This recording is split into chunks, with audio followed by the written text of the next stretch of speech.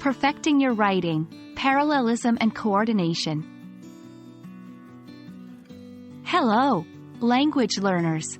Today, we're diving deep into the realm of academic writing, focusing on a crucial element: parallelism and coordination. Have you ever read a sentence that felt a bit off, but you couldn't put your finger on why? Well, often it's because of a lack of parallel structure. Let's uncover the mystery. Parallelism in writing means using consistent grammatical structures for items in a list or for paired elements. This gives your writing clarity and smoothness, making it easier for readers to understand. Example without parallelism: she likes reading, to swim, and jogging. Example with parallelism: she likes reading, swimming, and jogging. Notice how in the parallel example, all the activities are in the gerund form, ending in -ing.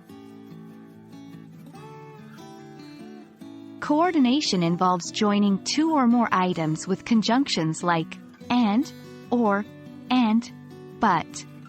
When you coordinate items in a sentence, they should have similar grammatical forms. Example without coordination: he went to the store and buying some fruits. Example with coordination: he went to the store and bought some fruits. In the coordinated example, both parts of the sentence are in the past tense, making it consistent and easy to understand. 1. Identify the list or paired elements. Spotting the items you are listing or pairing is the first step. 2. Check their forms. Ensure that each item in your list or pair has the same grammatical form, e.g., all nouns, verbs in the same tense, etc. 3. Use conjunctions wisely. When connecting sentences or clauses, ensure that the structures before and after the conjunction are the same. 4.